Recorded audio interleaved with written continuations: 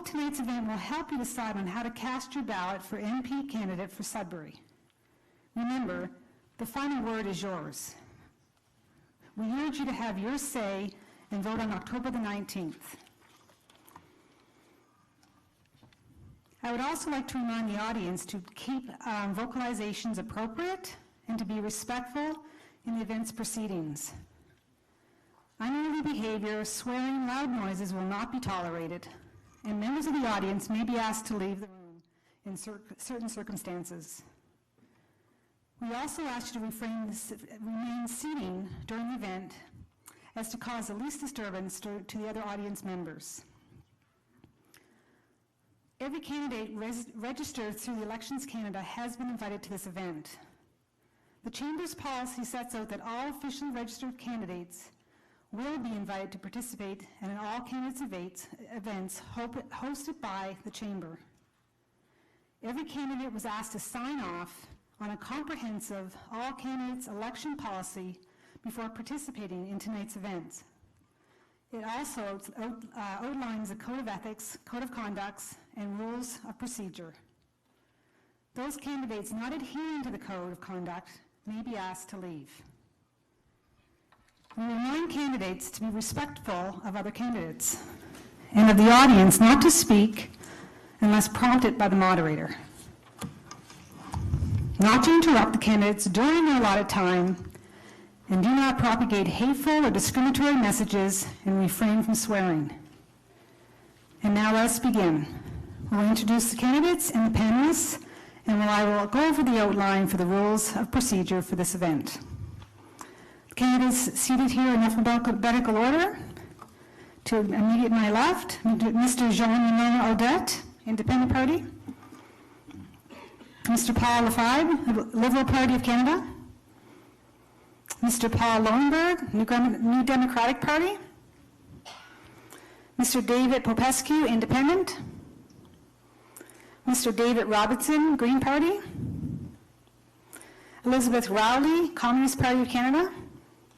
And finally, Mr. Fred Slade, Conservative Party of Canada. With respect to the panel, it is my pleasure to introduce, second to your far left, Tracy Nutt, First Vice Chair of the Chamber, co-owner of Service Master of Sudbury and Build North Construction, Inc.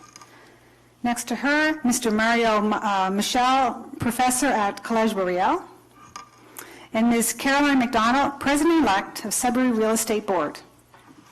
Thank you to both panelists as well as our candidates. We also have assisting myself tonight is Charlene Sissons, she's to my right, and our floor monitors, Julie Dunovic, as well as Caitlin Greco, and they're in the audience looking to take any questions that you have chosen to write. They will bring them to the front. Speaking of questions, questions will be assessed for appropriateness, and any questions that we deem from the Chamber standpoint that are not appropriate for this debate will not be asked. Candidates have been briefed on the rules of procedure for tonight's discussion, and I will outline them briefly for you here. Each candidate will be invited in alphabetical order to address the Assembly for 2 minutes on any topic of their choice. The timekeeper will sound a bell at 1.5 minute mark to indicate 30 seconds left in each of the candidates' time. The microphone will be disconnected at the 2 minute mark. No interruptions from the other candidates while each of you have your time at the mic. Charlene will demonstrate what the bell sounds like. There's 2 different sounds. One's for the warning, and the final one will be different. So the reminder bell sounds like this, and the final bell will sound like this.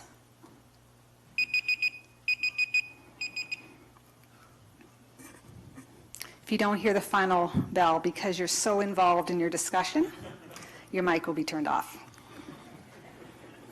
With all due respect. Following the opening remarks, the panelists will pose a total of 3 questions to be answered by each of the candidates. These questions will concern federal issues, importance to the business community, and the candidates will have a maximum of 1 1/2 minutes to respond to each question. The timekeeper will sound the bell indicating 30 seconds left in the time period. The microphone will be disconnected after 1.5 minutes. Each question will also be open to a 5-minute debate following all candidates' response.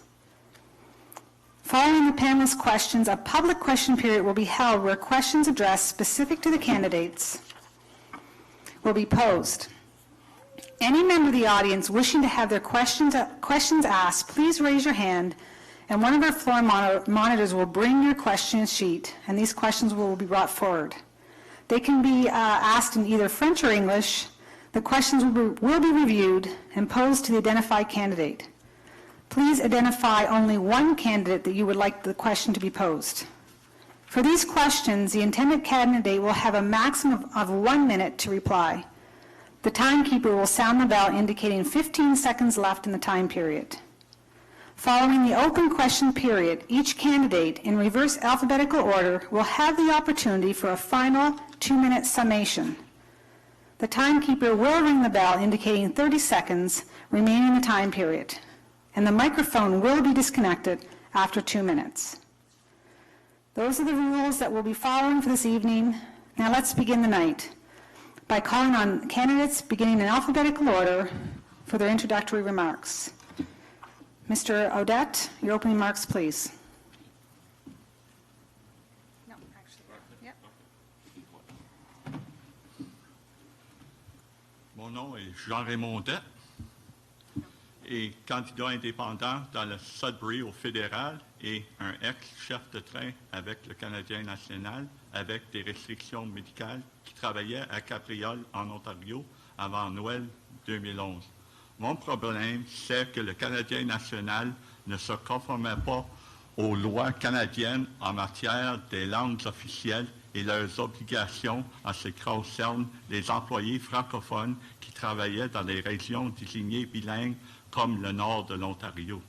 En février 2009, j'avais déposé une plainte qui alléguait que le milieu du travail n'était pas propice à l'utilisation des 2 langues officielles au terminal ferroviaire de Cabriole, car le personnel ne pouvait pas être supervisé en français par les dirigeants. La solution du Canadien national était de me congédier au début du mois de mars. En revanche, aussi, j'avais gagné ma cause devant les droits de la personne canadienne en mai 2006. J'ai gagné ma cause en arbitrage en novembre 2009.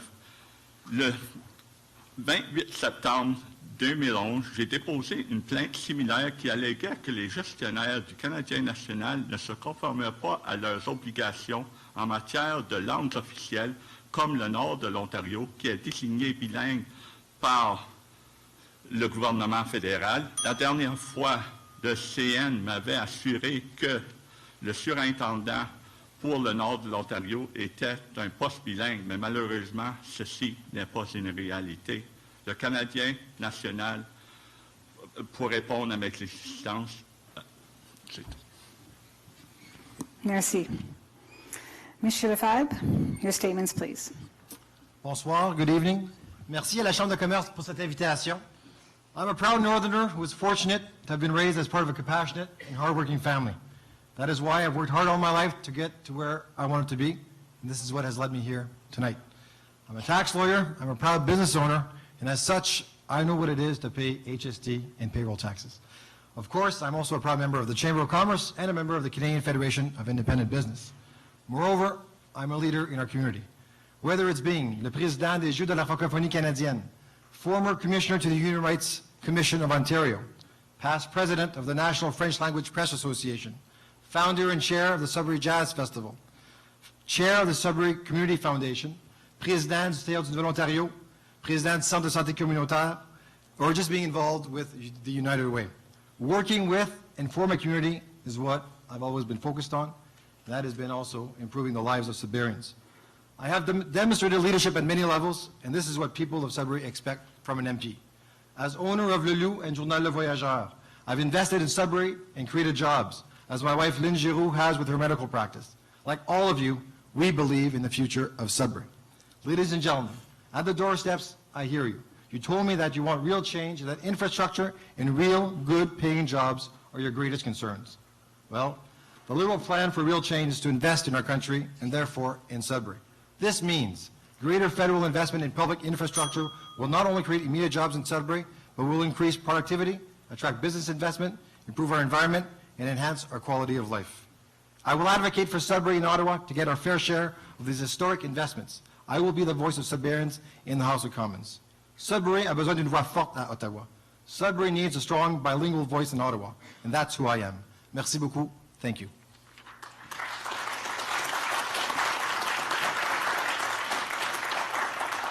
Merci. Mr. Lowenberg, your opening statements, please. Thank you. Very happy to be here today. We're going to discuss issues shortly, but I want to take this opportunity to tell you a bit about myself. You may have picked up a few things about me over the years. Spent 22 years with the Townhouse Tavern, 8 years with the Laughing Buddha. I've grown the two businesses to 70 employees from 10, where we started. We increased the capacity at the Laughing Buddha to 300 seats from the original capacity of 70. I've been involved with community radio for 25 years and been the artistic director of the Northern Lights Festival Boreal for 16, founder of the Elgin Street Craft Beer Festival 3 years ago, and 2 years ago the co-founder of Oktoberfest. You may have figured out that I like numbers. Those who know me as a business manager don't necessarily know that I'm also a musician, and those who know me through music and festivals don't necessarily know me as an entrepreneur. But I'm proud of my success here in Sudbury. I'm also a community activist. Joining with the NDP and putting my name forward seemed a logical next move because the party's values align so well with mine. The NDP's values also align with so many in Northern Ontario. We are the only party to have a platform dedicated to Northern Ontario. The Liberal platform didn't mention Northern Ontario once, and we've all grown tired of replacing corrupt Liberal governments with corrupt Conservative governments. I ask for your support on October 19th so that I can be a strong voice for you in Ottawa. As your MP, I will help spur the continuing development of our city and work with you, our great business communities, and as well as the diverse and creative forces that bring so much joy to all of us. Thank you. Merci.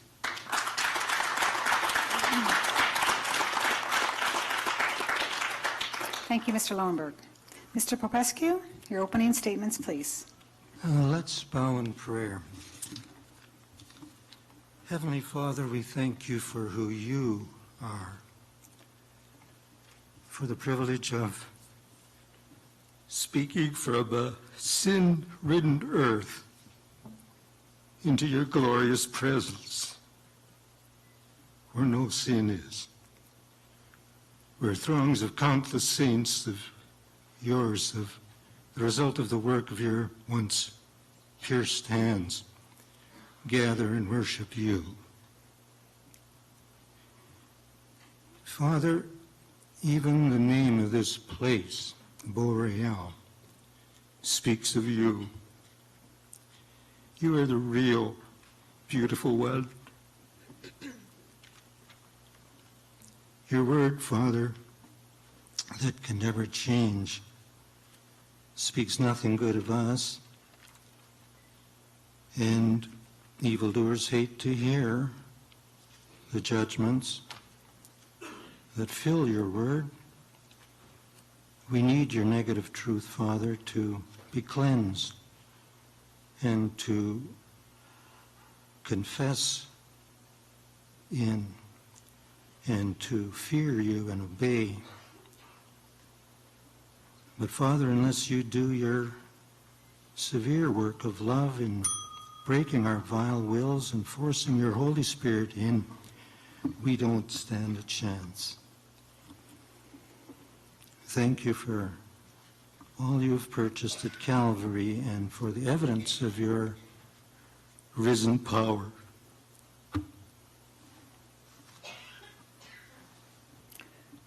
Thank you, Mr. Popescu. Mr. David Robinson, your opening statements, please. Some of you know me as the guy who started the School of Architecture and brought $70 million worth of construction to the city and an ongoing flow of money into the city. Some of you know me as the person who identified the mining supply and services cluster as an economist and then worked to get it recognized as our leading sector. And in the process, brought about the creation of a journal of the mining supply sector here and encouraged the development of SAMHSA. Those were ideas that I first put out. I want you to notice that those are examples of really creating jobs in this city, and I've done that.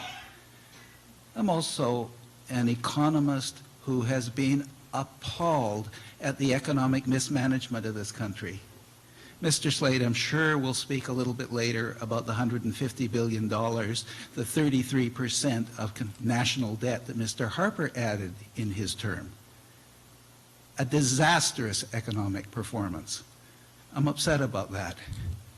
He probably won't mention, and I'm sure a lot of you are ashamed of this, he probably won't mention that Canada is now the country doing most to prevent action on climate change, has been throughout Harper's regime.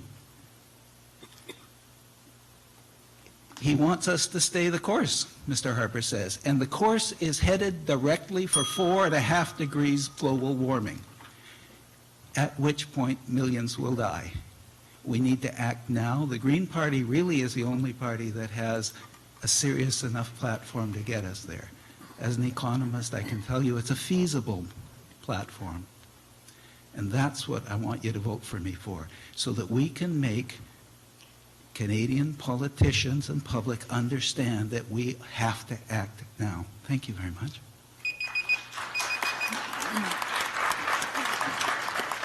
Thank you, Mr. Robinson. Mrs. Rowley, your opening remarks now. Thank you very much, and good evening, everyone.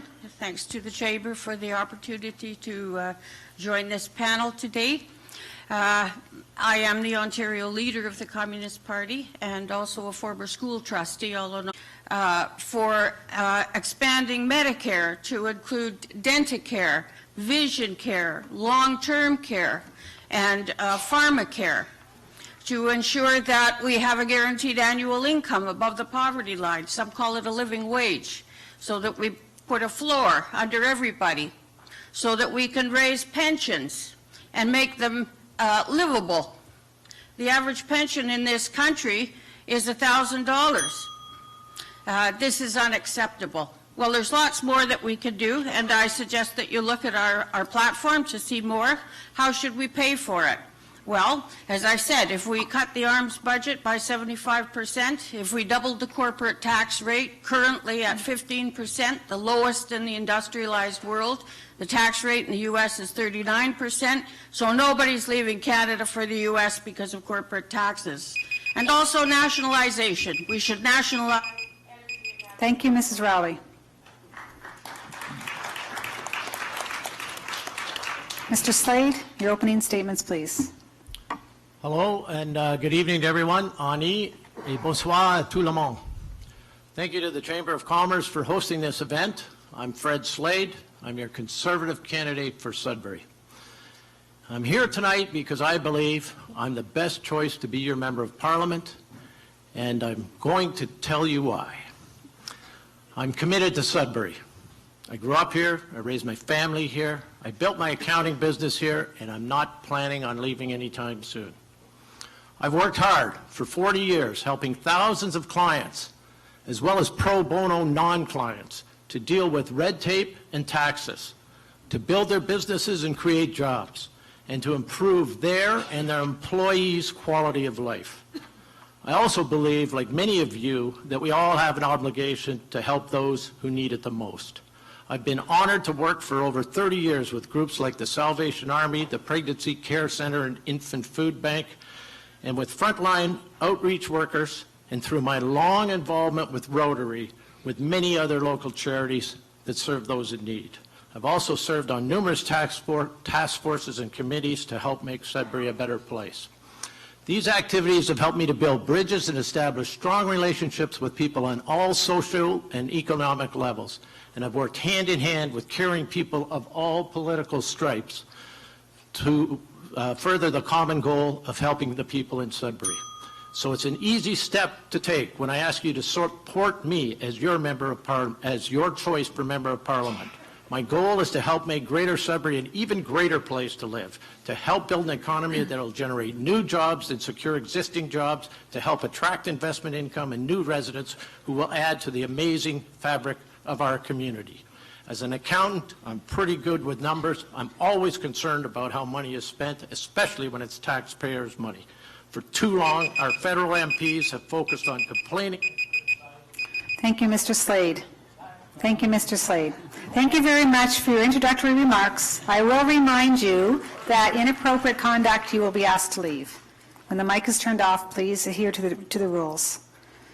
Thank you for your introductory remarks from all of our candidates. I will now call upon tonight's panelists to begin the question period. Ms. Nutt, first question, please. Ontario has an infrastructure gap of approximately $60 billion, according to the Association of Municipalities of Ontario. Ontario receives far less than its per capita share of federal infrastructure funds. Will you and your party commit to increasing Ontario's share of infrastructure funding? Thank you, Ms. Nutt. We will call upon the candidates in random order to respond to this question. Remember, you have 1 1/2 minutes to respond, and at that time, the mic will be turned off. We'll start with Mr. Lowenberg. Your response, please. The NDP has a wide-ranging approach to spurring infrastructure in the investment infrastructure in this country, and it's going to come from steady investments into the municipalities to make sure that we have predictable funding that grows over time, so that municipalities can plan projects, and it's going to be essential that the priority projects get long-term funding and the support. And this will include making sure that sports and cultural venues are included in these infrastructure investments that we need to make in our communities. Also, to lower the small business tax from 11% to 9% is going to make sure that companies operating in a municipality have the chance to retain their employees and pay less taxes, so that they can remain competitive, and especially remain competitive during the important years when they're establishing their business. The infrastructure development will also include investment in the Ring of Fire to the tune of $1 billion over 20 years, to make sure that we're building in the north, to make sure that we're investing in the north, and it's long-term and it's stable. Thank you, Mr. Lowenberg. Ms. Rowley, your response, please. Thank you for the question. The biggest problem that municipalities have is an inadequate tax base. And as everybody knows, the tax base is the property tax. And the municipalities, every year when they do their budgets, they go to the public and they say, it's either raise taxes or cut services. Which one do you want? And the answer generally is neither, thank you. So there's the problem. The federal government and provincial governments need to ensure that there's a new tax base for municipalities so they can adequately fund services that people have a right to and want to have. That weren't, that weren't here in the 19th century when the property tax first became the basis for the tax base for cities. It's either the senior governments have really two choices. Either they increase statutory grants to municipalities to an adequate level so that they can deliver these services through those transfer payments, or they give cities the taxing powers that they need in order to tax big corporate wealth. Otherwise, it's more taxes on you. That's what they did in Toronto with the City of Toronto Act. They gave them new taxing powers, but they were new taxing powers on homeowners and tenants. And who needs that, frankly? We have a big problem with taxation in this country, where corporations pay hardly anything. And Thank you, Ms. Rowley. Thank you. Mr. Slade, your response, please.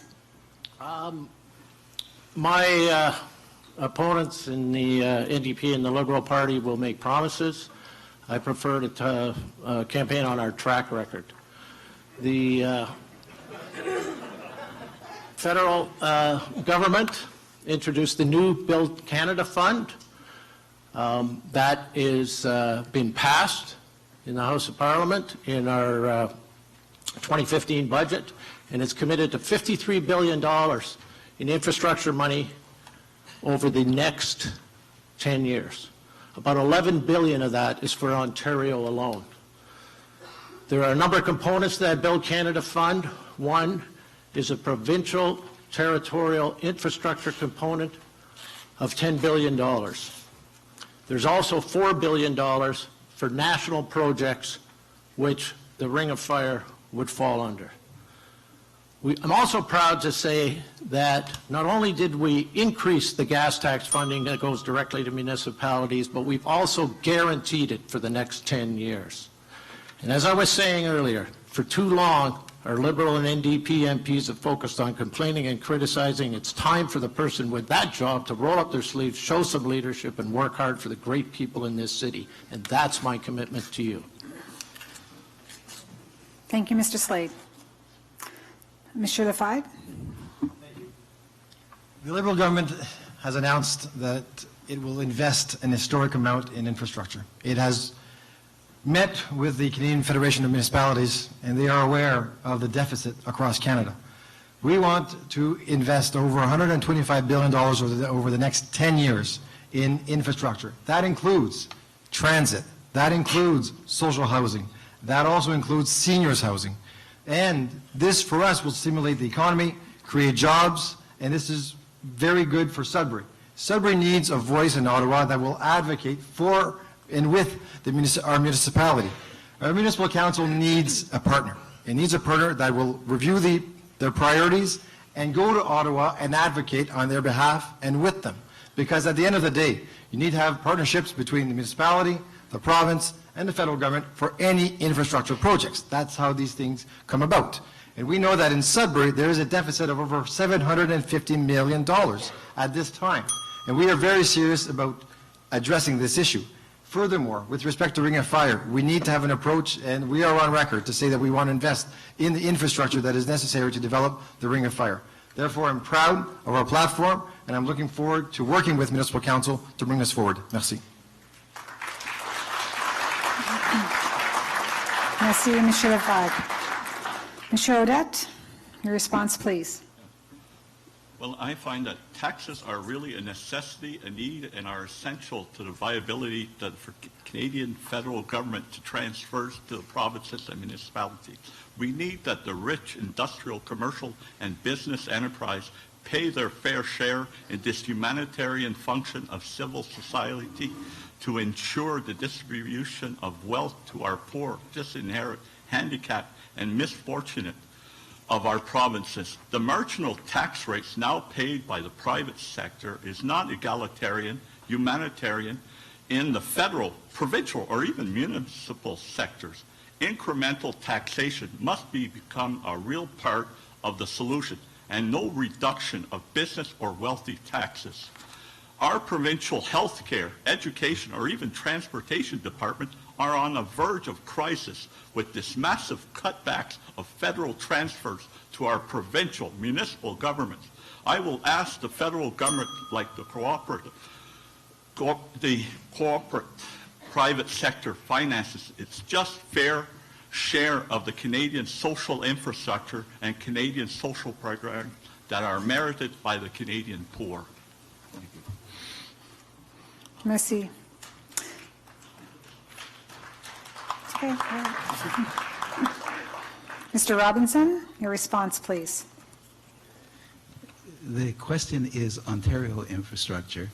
When I mark essays, one of the worst things my students do is they repeat the same words over and over again with no specific content. Like they say, infrastructure, infrastructure, infrastructure, deficit, and they don't actually put any vision into that. You haven't heard a single specific proposal except something vague about Ring of Fire. You probably won't accept this. Ontario is the heartland of Canada's industry, education, innovation, and it's crucial that we invest heavily in it. And the most important single project, and I want to just say this is a single project, is the Quebec-Windsor corridor where 57% of Canadians live. It's a tiger, like the Asian tigers, and it's got to have a transportation system like the Asian tigers have. We have one of the most powerful economies in the world in a strip that's 100 kilometers wide and 1,000 kilometers long. And we actually have not done any of the kind of investment. Fred says $55 billion and 11 going to Ontario. It should be 57% of whatever the investment is going right now to the developing the Quebec-Windsor corridor, where almost all our growth comes from. That will do great things for us here in the north. Thank you, Mr. Robinson. Mr. Popescu, your response, please. Money without godliness ain't gonna work. God has confounded discussions with those involved in the ring of fire, one group or another. Can't make headway. Do they gather to bow their heads to worship the Creator who put all these mineral resources we want to get rich from? Jean Raymond, you gave me an answer to this question. He asked me to read 1 Timothy chapter 6, verse 10. It talks about the striving after money for infrastructure or whatever without godliness. And here's what it says. For the love of money is the root of all evil, which some have coveted. Mr. Popescu, could you please answer the question? This is. It's talking about pursuing finances. Please answer the question. Please answer the It's talking question. about pursuing finances without godliness. I can turn your mic off. Please answer the question that's been directed to you. Well, that's my answer. Without introducing a Bible study program to the people you're trying to help with money, it ain't going to work. Thank you. We will now open the question to a 5-minute debate among the candidates. You are invited to question each other, challenge each other's viewpoint. However, be mindful and respectful to each other. If you're all on the mic, no one will hear you. The debate is now open. You have 5 minutes. I spoke about track record, and David asked for specifics. Let's talk about roads. The federal government invested $3.8 million in the reconstruction of Paris Street, $4.3 on Falconbridge Highway, $4.7 on LaSalle Boulevard, and over $36 million towards the 4-laning of Highway 69. $11 million into the biosolids plant. Greater Sudbury Airports received almost $11 million. That's here in Sudbury. And that's because hardworking people have put those projects before the Conservative government, and they've listened. The federal government has the revenue, the provincial and municipal governments don't, and so for the last 100 years, well, last 70 years, money has been flowing from the federal government for projects like that. The federal government, this federal government, has done less, not more, than previous governments, and it's done less than future governments will do. The perspective here is that this is not special prizes that have been given out to Northern Ontario. It's simply governing, and it was their job to do these things in the first place. The Harper government has left a lot of Northern Ontario behind in infrastructure investment, and we need another government to change this. That's right. That's why we are committed to investing in infrastructure. And one of the facts that Fred raised, well, he didn't raise, is the fact of the Ring of Fire and the investments that are needed to bring that to fruition. And the federal government at this time has never been at the table. They want to study after study. The provincial government is waiting for a partner. The First Nations are waiting for a partner. The industry is waiting for a partner. We need a federal partner engaged in developing the Ring of Fire. And that's what we need, and that's why with our infrastructure investment program, we want to invest in the Ring of Fire. That's one thing that I want to be a key member of in Ottawa. I'm expecting that we'll have a discussion on the Ring of Fire, and I'd like a full minute and a half to talk about that. Yeah. I just want to ask, how come the transfers to the provinces and municipality has diminished under your government? Now it's down to 22%, and we're used to start off years and years ago at 50%. I find it totally appalling. We're just, next thing you know, in about 20 years' time, we'll be down to zero. The provinces and municipalities will have to run their governments on their own without any federal money at all. If you check the records, Yeah. Paul Martin's government slashed the provincial transfers, and they transferred downloaded onto the municipalities, which put us into this problem. We have increased those payments, and we have maintained them, and we intend to continue to do Gosh, so. I hate to I'm defend glad that Martin. I'm glad that that Mr. Slade has brought in the Liberals, because it's actually centuries of Liberal and Conservative governments which are responsible for the situation that we're currently in. There can be no development of the Ring of Fire without the agreement of Aboriginal people. Surely we can agree to that after everything that has happened here. And it is not the case that there is a blank page of support by Aboriginal or Indigenous peoples for development of the Ring of Fire. There should be no development without settlement of outstanding land claims, which are now into, what, the third century of government sitting on them. And there should be no development that is not environmentally sustainable and responsible. And I don't see any of that. And the third thing is that natural resources, including the Ring of Fire, don't belong to any particular company. They belong to the people of Canada. And they should be developed as a Crown corporation, just like Canada I'll Post. take a moment give me a moment to address what you're afraid to touch. God promises to remove natural resources and the benefits of them if you don't worship him first. Yeah, afraid to address our sin problems. Liz, Sorry, I wanted did to you jump mean in there. Harper? I wanted to jump in there, Liz, to say the NDP almost agree with almost all of the things that you said. That yes, the investment is needed. The agreements with the First Nations communities is needed, and that's why Tom Mulcair has offered to sit at the head of the table, and with everybody else.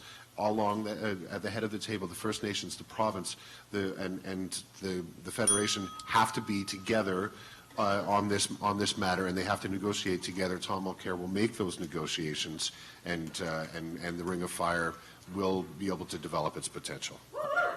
I'm not surprised to hear that before.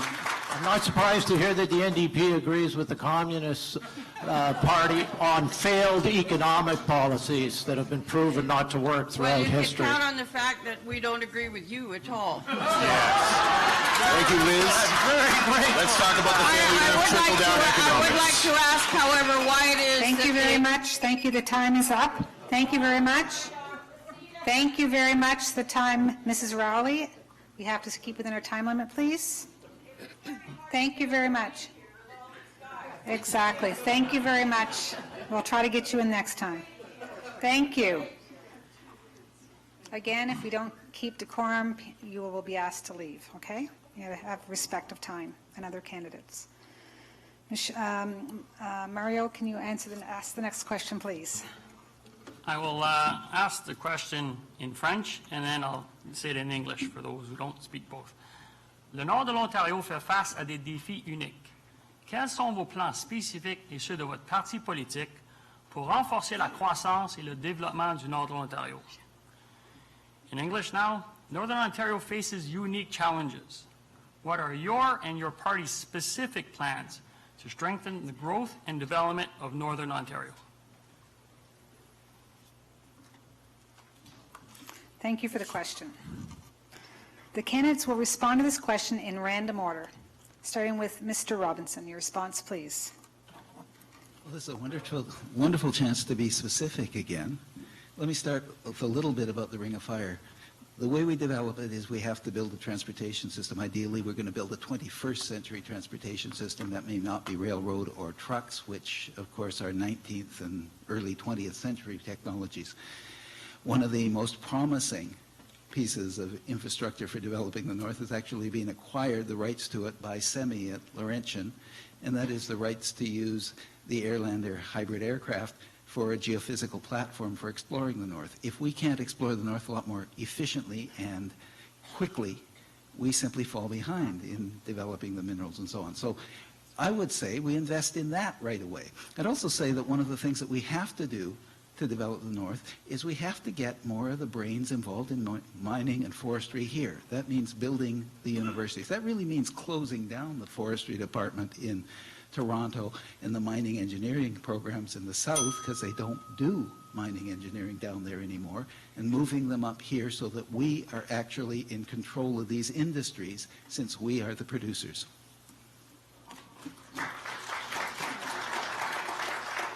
Thank you, Mr. Robinson. Monsieur Odette, your response, please. Ah ben, comme candidat indépendant dans le comté de Sudbury, moi, j'aurais mon dette. J'essaierai de représenter comme les pauvres et les seniors, les indésirables et tous les mal pris, comme dans ce système capitaliste. Nous devons être un des seuls comtés canadiens qui pensent à nos pauvres, nos familles et vraiment nos enfants, et non vraiment au profit des entreprises comme Valley, Glencore, Canadien Pacifique ou même Canadien National. Comme moi, j'étais un ancien chef de train avec le Canadien National, je sais que toutes les matières dangereuses que transportent les trains, c'est essentiel qu'on déménage comme la cour de triage du Canadien Pacifique et la ligne qui longe le lac Ramsey hors de la ville pour assurer qu'aucun danger pour notre santé et notre sécurité comme Suburois pour notre beau lac et notre source d'eau potable. Puis, à part de ça, les impôts sont vraiment une nécessité et sont essentiels à la viabilité d'un bon fonctionnement du gouvernement fédéral canadien. Nous avons besoin que les riches payent leur juste part.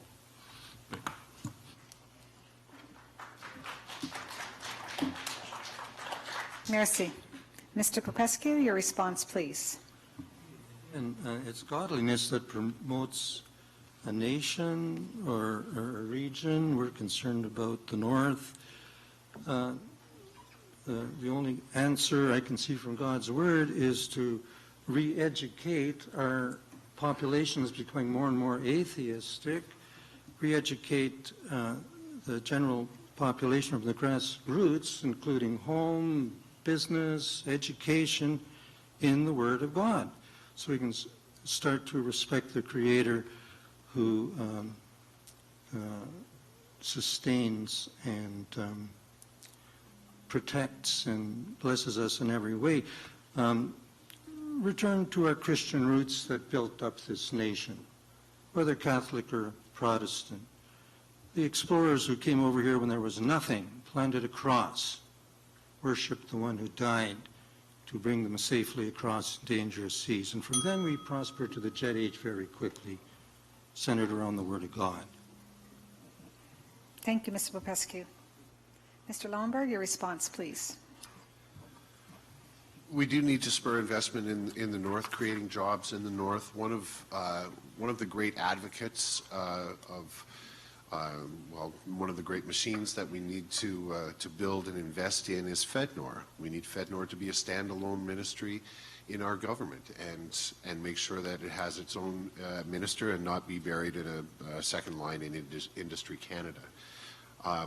Furthermore, the cuts to FedNor in previous years have held projects back, including putting money out and dedicated money to FedNor, and then pulling it back in order to try and balance a budget. We left $8.5 million on the table last year, and the NDP wished to establish FedNor as its own agency, its own economic development agency, like the other 5 regions that have their own economic development agencies in this country.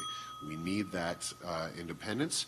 And we need to, in order to speak for the North, to invest in the forestry sector, where we've lost 30,000 jobs in the last few years, and we need to encourage our industries to process in the North and fight for those jobs of processing, development, transportation, and to do it safely and sustainably in the North. Thank you, Mr. Lombard. Mr. Slade, your response, please. I'm also going to speak to the Ring of Fire in case it's not addressed later. The Liberal provincial government has promised $1 billion. They haven't provided any details, although there is a general indication that it's going to go into transportation. The federal government has and continues to confirm that the Ring of Fire is a priority and that funding it will flow from the Build Canada Fund. We continue to call on the province to bring forward its infrastructure plan for the Ring of Fire. They have not, which may perhaps lead one to believe that there is no plan. The one significant initiative that's come forward thus far is the joint initiative to fund a road corridor study.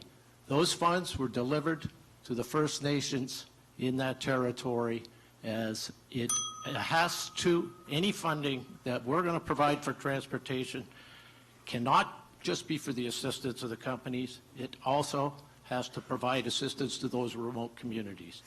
As well, FedNord training has been allocated for training for First Nations, and if I have a few seconds left, I'd like to ask my fellow panelists here to allow Elizabeth to go first in the debate portion. Thank you, Mr. Slade. Ms. Rowley, your response, please.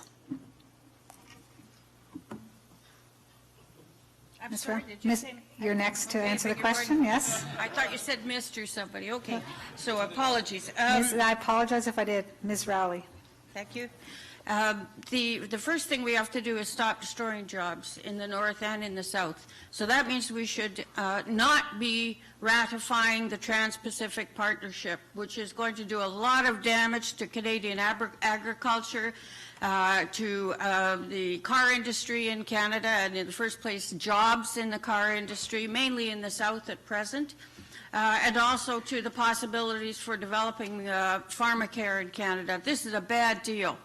And so is CETA, and so is NAFTA, and all the other deals that the Liberals and Conservatives brought us many times like this one without people even knowing what's in it. So they won't be able to do this, by the way, unless it's ratified by provincial governments. So our job is cut out for us, this election and afterwards. One of the things that they've done is by cutting down raw logs, for example, and shipping them out, and then we buy them back from the U.S. as finished products. Why should we do that? Why don't we develop manufacturing and secondary industry right here in the north? Why not a refinery right here in the north? Why not develop the services, child care programs, affordable housing, universities, and all of these things that people need and want? They create jobs. Why shouldn't we have all those things here in Sudbury and in Thunder Bay? Thank you, Ms. Rowley. Mr. Lefebvre, your response, please. Merci. La question est en français. Et puis, je vais la répondre dans les deux langues. Moi, mon chef, Justin Trudeau, est venu au début de la campagne. Puis, il est venu faire une annonce de 200 millions de dollars par année pour investir dans les technologies vertes, également dans les technologies au niveau des ressources naturelles. So when Justin Trudeau, the only leader that has come to Sudbury during this election, came here, and he announced basically an investment of over $200 million a year in clean energy and clean technology research, and that is with respect to our natural resource sector, so mining, forestry, so that is directly affecting Northern Ontario. I also believe, when I'm knocking on doors in Sudbury, people say, well, what do you stand for? What do you want to do? I talk about infrastructure, but I also fully believe that Sudbury is the mining capital of the world, not only when we talk about the extraction piece, but when we talk about innovation and technology, when we talk about mining supply and equipment, when we talk about health and safety, when we talk about research, when we talk about trades. Those are all things that matter to me. And that's why we need a voice in Ottawa to advocate, to create this cluster, to invest. The oil and gas sector gets tons of money. Why are we not getting our fair share here in the north? I believe it's because we don't have a voice. I want to be that voice. Merci. Merci. Thank you, candidates. We will now open the question up to a 5-minute debate amongst the candidates. You are invited to question each other or challenge another's viewpoints. The debate is now open. So I have a question for Mr. Slade with respect to when he talks about the Ring of Fire, and he says that they've studied and they've given money to First Nations to make a study. If the provincial party, if the provincial government has come to the table with $1 billion, where has been the federal government in the last 9 years? Cliffs Resources was prepared to go. Guess what?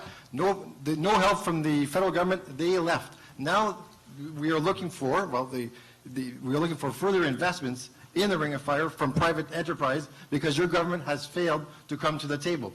if the provincial government has come to the table with $1 billion and you're questioning it, saying, well, what is that about? Who cares? Come to the table, please. We need to move forward with that investment. We need to create those jobs. And Sudbury really will benefit from investments in Ring of Fire. Where have you been? I'm not sure if that was a question or a rant, but Thank you. as I said before, when there's a plan, and if we wait for the Ontario Liberal government, it might be a long time, so we continue to consult with the other stakeholders that are there.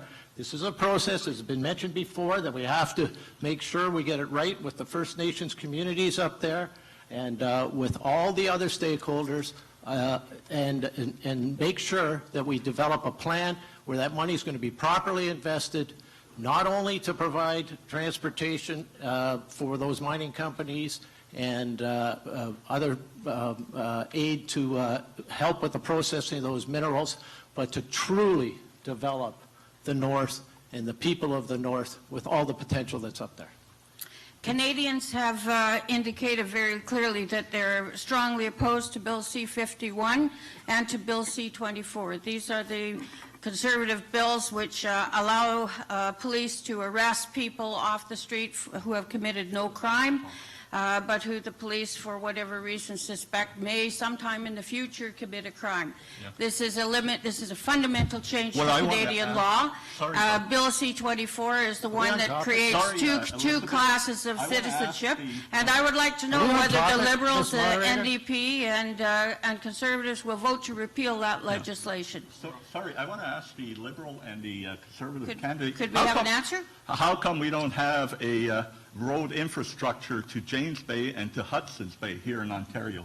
It's been going on for years, and that's probably the largest inland sea in the world after the Mediterranean, and we have nothing here in Ontario. On the Quebec side, at least they have a highway that goes up here. And in Ontario, we have nothing. Well, we The have a only rail thing- line. We have a rail line. Idea, rail line. Whoopee. Whoopee. Really do want to add in here onto the Ring of Fire that that proudly Claude Gravel, our member from Nickel Belt, initiated Parliament's first federal study on the Ring of Fire in 2012, and as mining critic and with a mining caucus, because the NDP as official opposition now is the only party in Parliament that has a mining critic and a mining caucus, flew 6 MPs up to the Ring of Fire to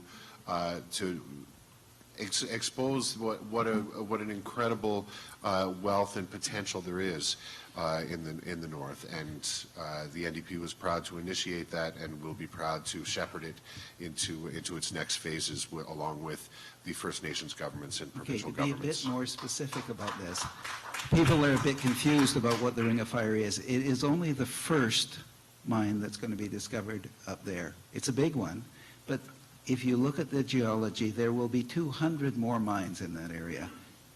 Neither the feds nor the provinces have anything resembling an economic development strategy for what's got to happen. There's enormous wealth. It depends on a good transportation network that should have been built probably 30 years ago. But the fact is, we aren't planning for the Ring of Fire. We are planning for the development of a region half the size of Europe with wealth far beyond Fred's imagination. You're pretty good at saying what other people think, David, but I do agree with you about the potential up there. I think that was in my remarks. Fred, I love you, but you're running for the wrong party, and that makes you evil.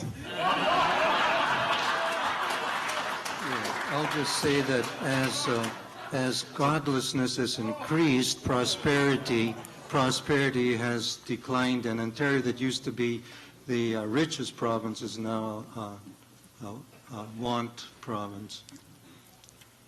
Yeah. Thank you, candidates. Mr. Robinson, please refrain from name calling. I appreciate that. You called, no, after that. No, you alluded first, I know, but you can't put a negative with a positive and expect it to fly. So we'd appreciate it if you keep those comments to yourself. It's the only time I get to be a moderator, so I'm going to use it wisely. Ms. McDonald, third question, please. Thank you. We as realtors believe that a strong and stable housing market is very important to Canada's economy. Studies have shown that every home purchased in Ontario generates on average $53,000 in spin-off activity. What can our federal government do to help Canadians fulfill their dream of home ownership? Thank you. Again, the candidates will respond to this question in random order. Starting with Monsieur Lefebvre. Your response, please. Thank you. I agree. Real estate is at the forefront of our economy, and it's key that we stimulate it not only in Sudbury but across Canada. That's why when we talk about housing in our infrastructure plan, we have dedicated funding for social housing and seniors housing. That is key to ensuring that we actually help people lift out of poverty, and also it stimulates the economy by creating the jobs that we desperately need. And at the same time, when we talk about social housing, it has a whole other ramification of not only helping the real estate market, but helping families to have a roof over their heads and to make sure that they then become contributors to the economy. I also believe that under our platform, we really strongly also have investments in training for people in trades, for skilled trades. That will help the real estate economy thrive, because right now there's a lack of these trades, these skilled trades in Sudbury and in Northern Ontario and in Ontario in general. So we have a plan to invest in skilled trades to entice young students to learn these trades to participate in the real estate economy. Thank you. Merci. Mr. Slade, your response, please. Back to track record rather than promises, which may or may not be kept because they may or may not be feasible. First of all, I'd like to speak to the first-time home buyers plan. As a tax accountant, I see those being used so many times by new home buyers. And also, I believe you spoke specifically about the home buyers plan where you're allowed to take money out of your RSP. We increased the limits on that, and a part of our platform is to increase it once again. We've also introduced a tax-free savings account to help people save for many things, and of course, one of the things that young people save for is that first home. The other thing that's going to help people buy homes is having a job, and a good paying job, like the 1.3 million that we've created over the last 6 years, most of them full-time and most of them in the private sector. And once you have that job, you want to have a conservative government keeping your taxes low so that you can invest your earnings in your home rather than expensive, unnecessary programs. Thank you, Mr. Slade. Ms. Rowley, your response, please. Thank you. Well, that's an excellent question. Thank you for asking. Of course, the federal government has been out of the housing business for many years. Not only the Tories, but the Liberals before them, and that's too bad. And the consequences are that we have these housing bubbles across the country that make, in Toronto, the cost of the average house has now gone over $1 million. Who has that? No matter how much nickels you save, if you're able to save any, you'll never be able to afford a house like that. It means most of our kids are not going to be able to afford their own homes. And because of the housing bubble, rents are very high, extremely high. Oh, if you're into luxury housing, of course, there's plenty of choice. But if you're looking for affordable housing, well, good luck to you. So the federal government should get back into the housing business, very simple, and should do what they did after World War II, which is a massive social housing construction program across the country. We want to see 1 million units built in the next 4 years across Canada. And indeed, for every direct job in construction, 7 spin-off jobs are created. That would be a lot of jobs, a lot of affordable housing, and the private market would have to compete with the low cost of affordable housing for sale and for rent. We also need rent controls to keep rents down. That would give people a lot more disposable income. It would solve the housing crisis in this country, and there's absolutely no reason why the government shouldn't do it. Thank you, Ms. Rowley. Mr. Lowenberg, your response, please. Canadian homeowners are increasingly vulnerable to housing shocks, and young Canadians can't enter the housing market. graduate with high debt and interest rates that cripple them and keep them out of participating in the economy for many years. We need a national housing strategy that targets housing of all types to address skyrocketing housing and rental prices in Canada's largest cities while investing in affordable housing. And that's including homelessness partnerships, social housing agreements.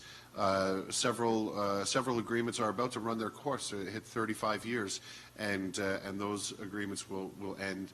The mortgages may be paid off, but once the subsidies run out, then the operators will have to charge market value rent to a lot of people that are in social housing right now, and the NDP has a plan to invest to continue those agreements to make sure that people are not going to be thrown out of their social housing. We need to provide incentives for the construction of rental housing and help alleviate some of the pressures in the housing market, reduce bottlenecks, and help Canadians save for ownership.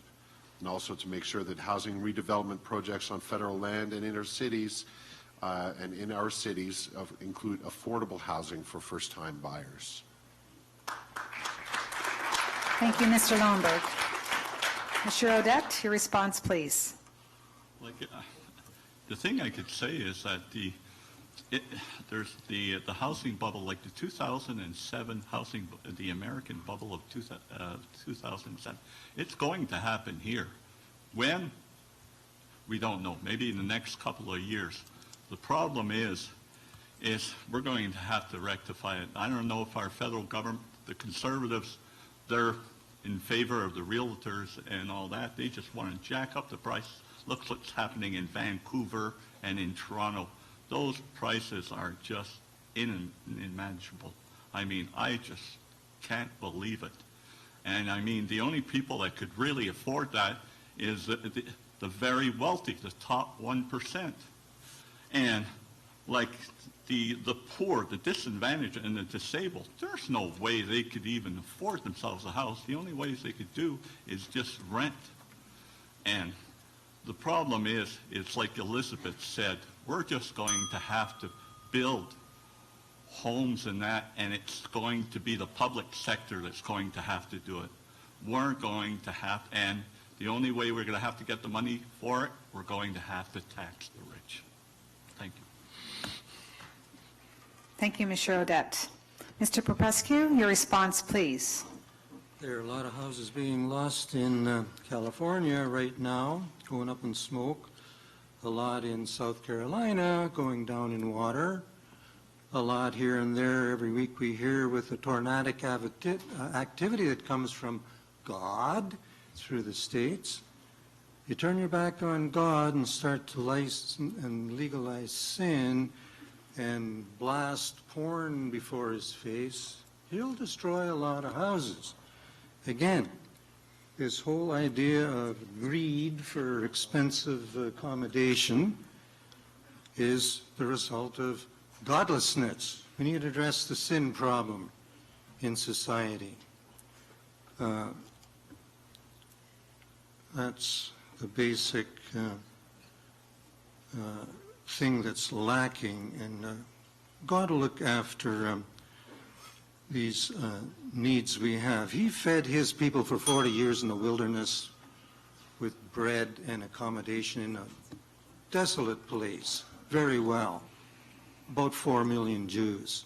That's their history, the most accurate history on earth. That's who God is. Thank you, Mr. Popescu. Mr. Robinson, your response, please.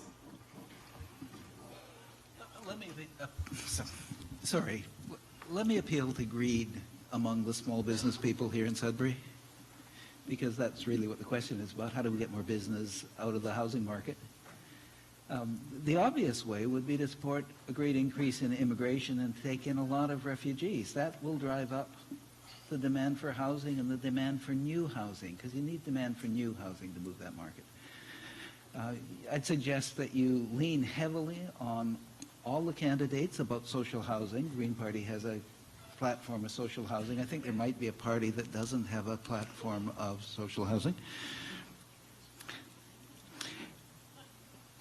I think you also want to start thinking seriously about climate if you're interested in the housing market, because we are going to have to renovate virtually every building in the country. We're going to have to build new low energy and net zero buildings all over the country. That's a huge construction boom here and around the world. And that's a huge opportunity if you want to promote jobs around the housing industry. Finally, we have a municipal tax structure that actually taxes buildings as much as it taxes land. Well, it's dumb. If you want to have more buildings, take the tax off the buildings, put it all on the land. That happens to be Green Party policy too. I know a lot of people don't see how it connects, but that means you get more building and you solve housing problems. Thank you. Thank you, Mr. Robinson. Thank you, candidates. We will now open the question up to a 5-minute debate amongst the candidates. You are invited to question each other or challenge each other's viewpoints. The debate is now open. David, I'm a little surprised and I'm a little shocked to hear you accusing small businesses of greed. The reason is that that's not a Green Party trait, that's a Liberal trait. Justin Trudeau is doing that. You're running for the wrong party. Yes. Thanks, Fred. I love the attention. We know. At the same time, though, what's interesting to hear at this table today is a lot of the platforms are similar, except one, on affordable housing. Basically, we have a lot of the similar. I hear the NDP, I hear the Communist Party, and Jean-Luc was even mentioning as well as David. You know what? At the end of the day, affordable housing has become a major issue in Canada, and I think we're all on the same page to say we need to continue to reinvest and renew these engagements and these agreements to create these affordable housing for seniors and just for the general population. It's becoming a crisis situation, and I'm happy to hear that all of the platforms, most of the platforms, are on the same page. That means that hopefully in another 10 years we'll see an increase in Sudbury, sooner rather than later, in social housing. And just to make the other point too, that the Liberal Party also wants to renew the existing cooperative agreements that will become due, and that a lot of people that live in co-ops are very concerned about. So that's something that we, with our infrastructure plan, want to continue and to invest in this affordable housing. So I'm quite pleased to hear that today at the table. Yeah, but when are we ever going to return back to the Lester Pearson and David Lewis times? Mr. Odette, use your mic, please. Mr. Odette, use your mic, please. Oh, I'm sorry. And they can hear you. Are we ever going to be going back to the Lester Pearson, David Lewis time when there was a progressive government at the time? We hope so. Well, I think that's...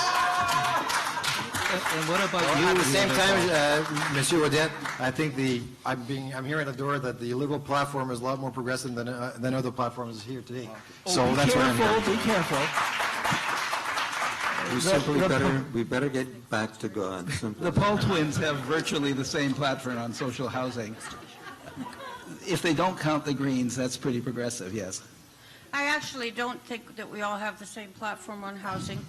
It may be that the candidates here all think that housing is an issue and that the federal government has a role, but I'm sorry to say I don't see that in the parties that they're speaking for. Certainly the Conservative and the Liberal parties are the parties that have taken Canada out of the housing business and are responsible for the current crisis in housing. And my colleague beside me here said that we need to drive up demand. By God, the demand is all over the place. People want to be able to afford to buy a house, and they can't because the prices are too high. Do they want God? What is going to happen is that when interest rates go out, a whole lot of people who are in over their heads are going to walk away from their houses because they won't be able to afford to keep them. And that's not just in Vancouver and Toronto, that's right here too. Now, if the political parties were interested in they would commit to a national housing policy where the government would directly involve itself and put public investments into building affordable housing. And show me the platform. I'm glad Paul spoke to seniors when he talked about affordable housing. Again, track record, the federal government under the Conservative Watch invested several $1 million in the seniors housing project over on Copper Street. And as I talk about the need for a hard-working member that's going to build bridges across the community and work with people, that funding for that program, that's funding that's in place. People need to submit projects, and they need a good advocate to work for them. I've talked to people at Finlandia who are not just in the long-term care business, they're in the housing business, affordable model. I've talked to the people over at the Legion that want to build seniors housing, and if I'm elected as your MP, I promise to roll up my sleeves and work to make sure that we get our share of that funding so that our affordable housing needs are taken care of. That's all, and Mr. Slade, that's all good, to say that you're going to roll up your sleeves, but the Harper government has shown time and time again that they will not continue to expand any of this funding. And you may go to Ottawa with the best of intentions, but Stephen Harper will shut you down, as he does shut down his entire caucus, as he shuts down the rights of our country. And one further point here. The cost of housing is so high, and the cost of the pensions in this country. Thank you. The debate is closed.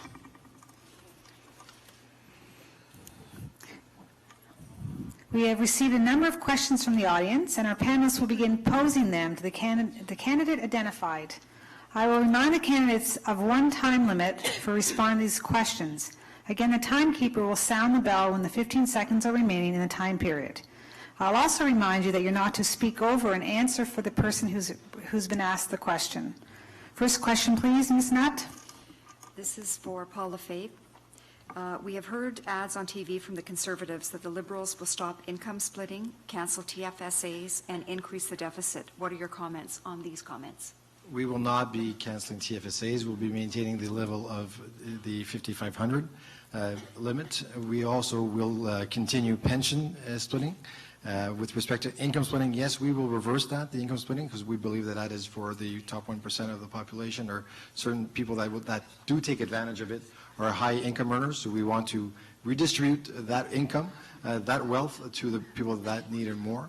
And sorry, in the third point, we talked about the third part of the question, TFSAs, we talked about income splitting and increasing the deficit. Increasing the deficit. Well, we are honest.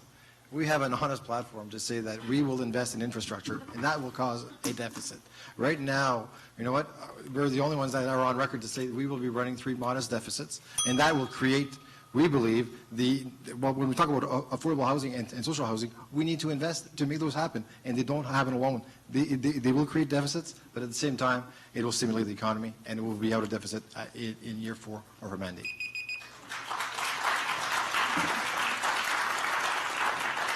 Thank you, Mr. Lefebvre. Mr. Michel, your next question, please. Okay, the question's in French, then I'll try to resume it, translate it in English for you. It's for Paul Lefebvre. Nous savons que le Canada, comme beaucoup de pays développés, va connaître une vague massive de personnes qui iront à la retraite dans un avenir proche. Pour remplacer ces départs, afin de maintenir l'économie canadienne dynamique, une des alternatives les plus avancées, c'est l'immigration. J'aimerais savoir comment comptez-vous rendre Greater Sudbury attirant pour ces immigrants qui viendront au Canada, les insérer professionnellement et redonner une véritable souffle à l'économie de notre région et de notre ville. So basically, a lot of people will be retiring in the near future, and immigration seems to be a key to future growth, and we're wondering how your party will integrate these people into Greater Sudbury to stimulate growth.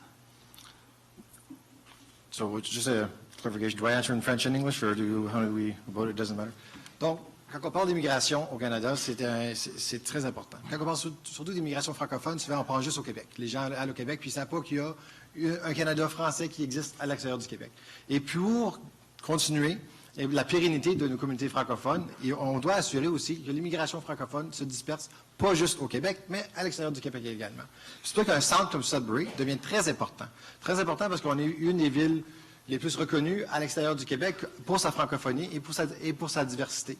Et pour ce faire, il faut vraiment, sur une échelle nationale et internationale, promouvoir Sudbury comme un centre bilingue au travers du monde. So I'll repeat what I just said in English. So immigration, the question was asked in French, and it's going to the heart of French immigration. and basically what can Sudbury do to attract more of these immigrants in Sudbury. And the fact is that across Canada and across the world, we need to promote Sudbury as what it is, a bilingual city, and voilà. Merci.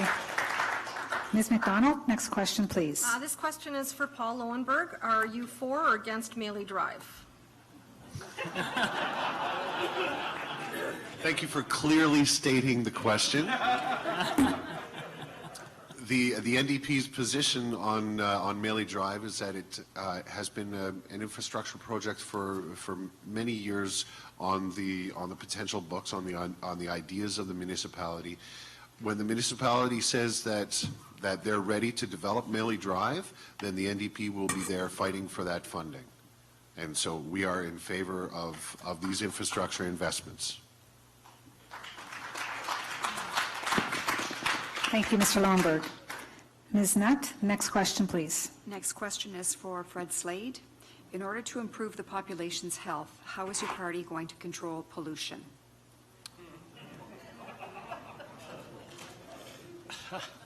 Well, we are going to continue our regulatory regime, which has actually lowered greenhouse gases. The first government in Canada to do so. And you can look that up. Kathy Orlando has researched it. The facts are out there. It's public knowledge. And we're not going to do it by gutting the job-creating resource industries in this country. Thank you, Mr. Slade. I'm not thinking Kathy wants to respond. I'm thinking we'll leave her there to be a spectator tonight. But thanks for the offer. Monsieur Michel, next question, please. Next question is for David Robinson. What is your view on youth unemployment, and what are your plans to improve it? There are two kinds of answers to that. One is the short-run answers, and we actually have a lot of suggestions about additional training programs and so on, none of which have been working terribly well. The longer run solution, of course, is to kick the energy of the economy up. And we will do that through investment in transforming this to a low-carbon economy. That will make more jobs than any proposal of any of the other parties. How will it do it? Because you have to renovate all the buildings. We're going to have to do it anyway. We should just start soon and do it fast. You have to convert all your vehicles eventually to electricity, which means you have to increase your electricity production by somewhere between 2 and 3 times. Huge number of jobs there. Once you start really ambitious plans to build the kind of infrastructure we need in southern Ontario, people will be swarming from Alberta to get in on all the jobs in Ontario. We have a plan based on a realistic assessment of where the world is going. We happen to have a map of the 21st century, not the 20th, as my colleagues have. Thank you, Mr. Robinson. Ms. McDonald, next question, please. This question is for Paul Lefebvre. How is your party going to work with all premiers to improve the economy and jobs in Canada? Well, it's very simple. We need to communicate. And then there hasn't been any discussions between the federal government and the provincial governments in the past 9 years. The first thing that we want to do is to meet with the premiers and have a all premiers meeting to discuss the issues that has not been addressed in the past 10 years, such as we talk climate change and having a national approach, or at least having that discussion, looking at the economy, the health accord that we talked about that's basically expired and that we need to renew. In order to do that, there has to be, level to government discussions, and that's what we are prepared to do, is open up the lines of communication. And my leader, Justin Trudeau, is very vocal about that, and he's been talking about that for the past number of years.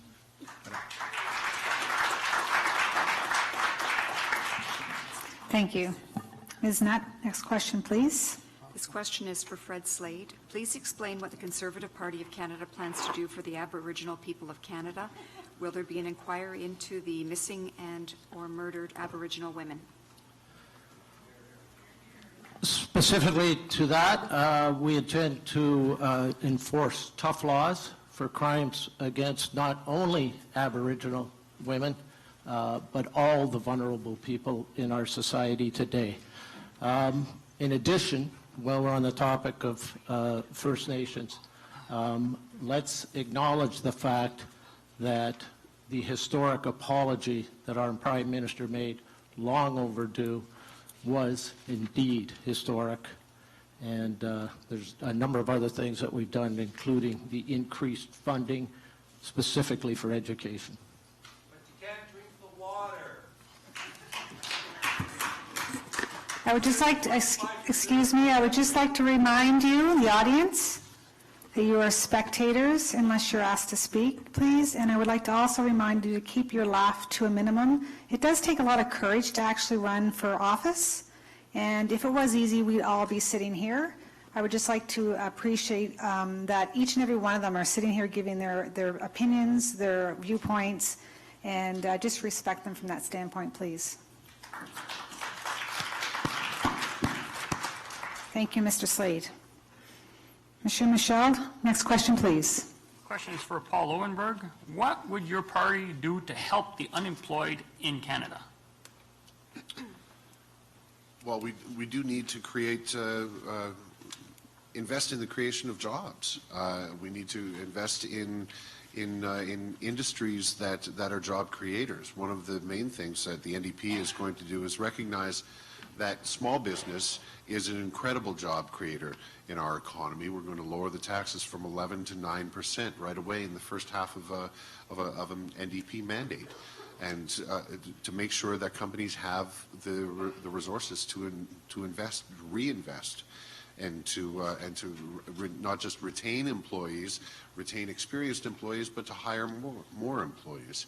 We need to make sure that people who have been phased out of a job get the chances to retrain, and that we have good innovative tax credits that is on the NDP's platform to reward people who create jobs, reward innovators. Thank you, Mr. Lowenberg. Ms. McDonald, next question, please. The next question is for Mr. Robinson. What are your plans for a safe rail system? The safe rail system issue involves national legislation to control both the safety practices and the quality of the equipment that they're running. It also involves a federal role in getting tracks out of places where they're dangerous, like our downtown. One of the huge opportunities we have is moving the CP tracks outside the city onto empty industrial land, increasing our supply of industrial land, and releasing extremely valuable land that's probably enough to pay for the whole project. But this is going to take some federal leadership, and there's more than one place in the country where the federal government has to lead on pushing the companies to do that work, that relocating of lines, that improving of the safety standards, and in fact, in the process, improving the transportation system so we can generate a little more wealth at the same time. Thank you, Mr. Robinson. Ms. Nutt, your next question, please. This question is again for David Robinson. The Green Party talks about geothermal energy and mining. What is the plan? What is your plan on renewable energy? Assume that I'm elected and that I've got a green government behind me.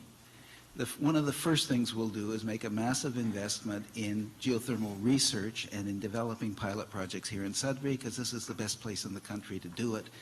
We have an enormous opportunity that has been passed up by both provincial and federal governments. As I say, they look backwards to the century that we've come out of instead of forward to the one that we're going into. So we have a huge opportunity to generate jobs, cut the cost of fuel for heating homes, and make this a richer and world-leading city by investing in geothermal. Can I get you all to sign on to that so that we can start lobbying right now? It's really good for Sudbury. Thank you again, Mr. Robinson. Monsieur Michel, next question, please. My question is for Paul Lefebvre. In 2011, the Conservatives received less than 40% of the popular vote, yet they won the majority of the seats, 54%. What is your view on proportional representation and why? Well, in our open government platform, we are on record to say that this will be the last past the post election, and that proportional representation, if elected, will be the new norm in Canadian politics.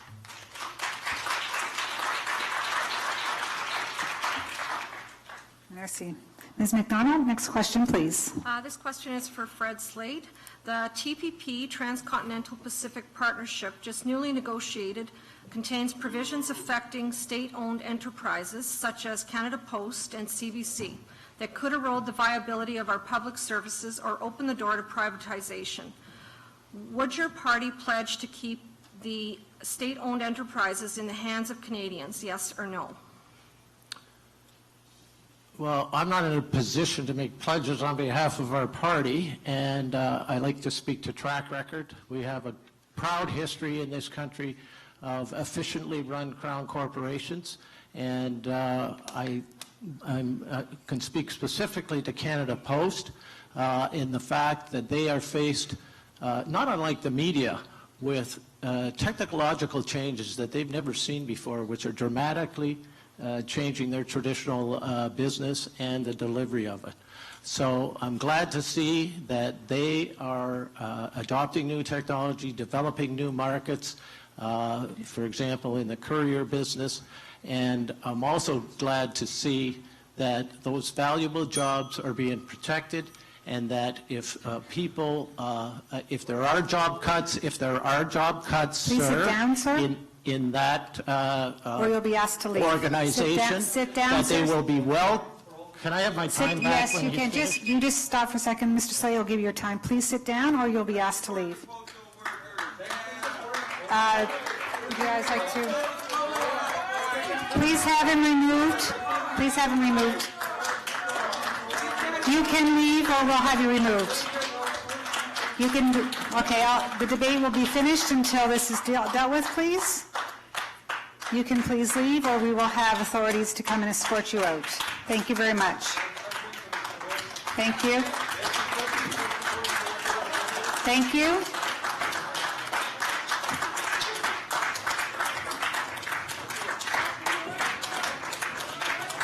Thank you.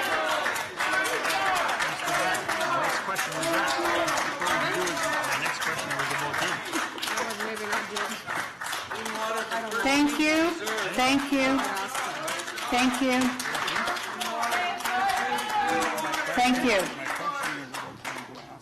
We do respect the viewpoints of the audience. However, this is an all candidates debate, and if we could continue to respect, or you will have to leave. Please. Thank you. Where were we? Yes, you may. Sorry, just 1 second, Mr. Slade. How many seconds were left? I think about 20. We'll give you 30 seconds. How about that? That's great. ahead. What's a debate without a little drama, right?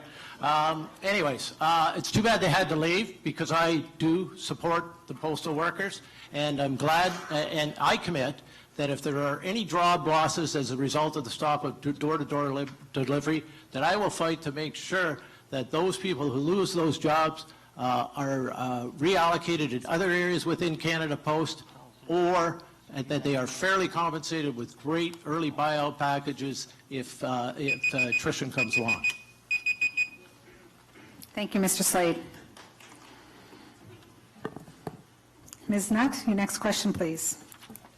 This question is for Paul Lowenberg. An all-party committee of Parliament has ordered the federal NDP to pay back $2.7 million in taxpayers' money it used to fund partisan staff, offices, and mail-outs. Will you commit your party to repaying the taxpayers their $2.7 million? That's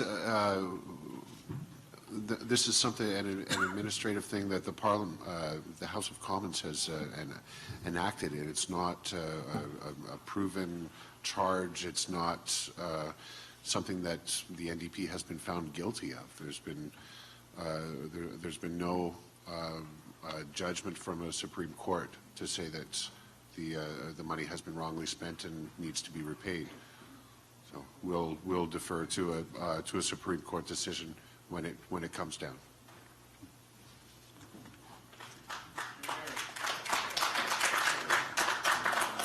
Thank you, Mr. Longberg.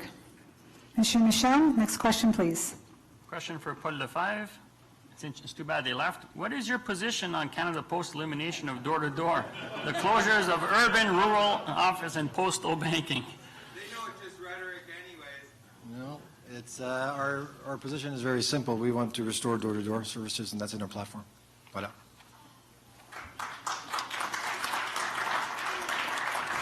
Merci. Ms. McDonough, your next question, This please. question is for David Robinson. How will paying attention to the global climate crisis and environmental concerns help Canada address the global refugee crisis and help formulate a migration policy? Big, hard questions. The simple fact is that climate change is behind most of the migrations we're seeing right now. We can talk about Assad as the butcher of Damascus, but in fact, the reason that there was overcrowding and dissent in the city was people were driven off their land because of shortages of water in the farms. They go to the city, they make a bit of a fuss, a perhaps very nasty dictator starts dropping bombs on them, and they run. It was climate change that started them moving, and if we don't start to deal with it, we're not talking about another million. We're talking about another 300 million people moving or more in the fairly short term. So how does it connect? If we don't, we're stuck with a couple of things, dealing with the migrants because that damage is done, and trying to prevent more damage, or we're going to have an awful lot more migrants than we can handle. We can handle the numbers that are there, but not the numbers that are coming if we don't act. Thank you, Mr. Robinson. Ms. Nutt, your next question, please. This is a question for Paul Lefebvre. Canadians are expressing concern about pensions and retirement savings. What is your party's stance on the health of our Canadian pension plan, and would you make any changes to the CPP? Yes, we will bring back the CPP from age 67 to age 65, and as well as increase the old age security pension by about $100 a month. And I've been knocking on a lot of doors, and I'm seeing some seniors that are basically very concerned about their pensions and the fact that they are on fixed incomes. And when they're on fixed incomes and that is not indexed, when the price of living keeps increasing, we want to make sure that these fixed incomes are now indexed as well. So we will index their fixed incomes. We will bring back the age of 67 to 65. That represents around $13,000 in the pockets of seniors, and as well as increase old age security pensions by about $100 a month. Merci. Monsieur Michel, next question, please. Questions for David Robinson. Explain why the Green Party's carbon pricing method is the best, especially compared to cap and trade. Listen, this is probably why I'm running.